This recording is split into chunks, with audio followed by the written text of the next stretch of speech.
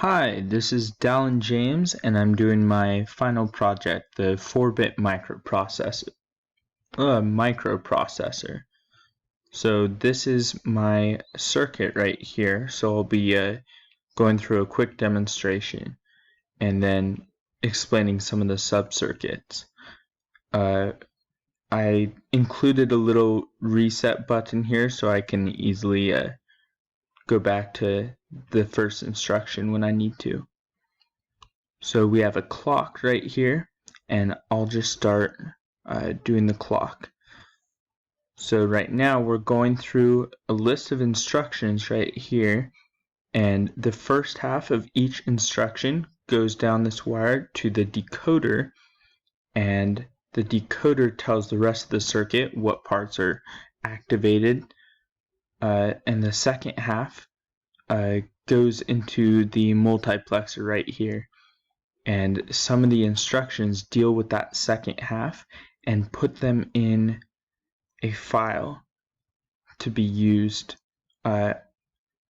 either in the ALU or in the display. So let's see it happen right now. So some of the instructions, the most common ones, will put a number into one of the two registers in the file and then display it.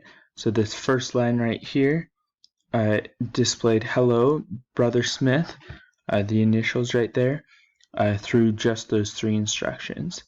After that it started using some more numbers, but this time putting it in the ALU, and with the ALU it's able to do different functions, in this case adding.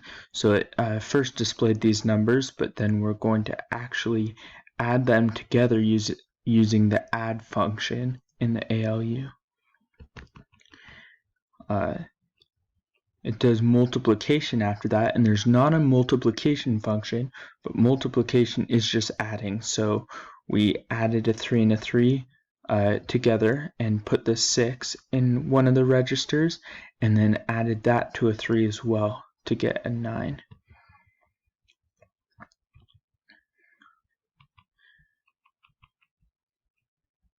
So after that we have subtraction, and so I've already added in the hardware subtract line, this line coming right around here, but this is still doing from the first half of the test, doing the software subtract, and so 4 minus 3. To accomplish that, you use 2's complement, and the textbook actually explains how to do that with exclusive OR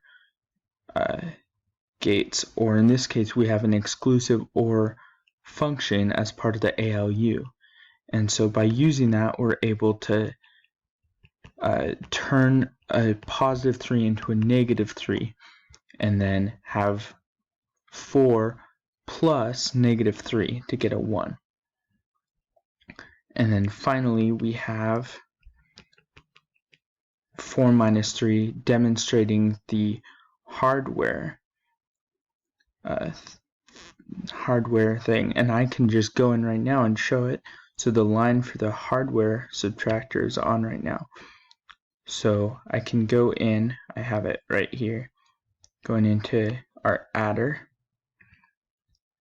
and in here we've added a bunch of exclusive OR gates to the 4-bit adder so that it negates the second number, so all the B inputs, as well as adds 1 into the far right side, the least significant bit.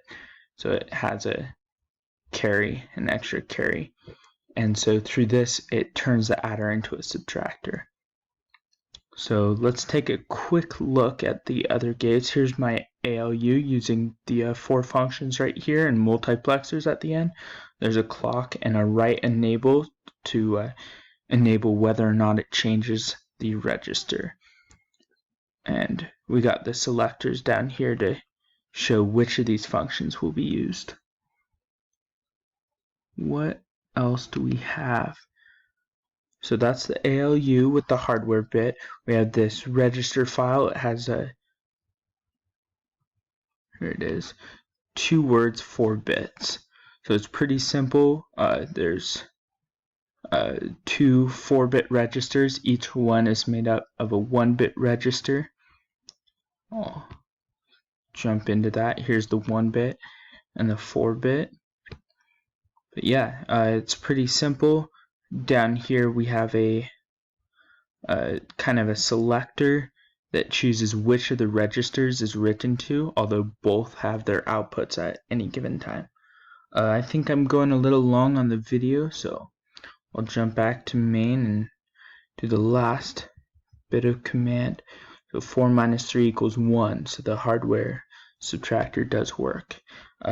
Thanks for looking at my project.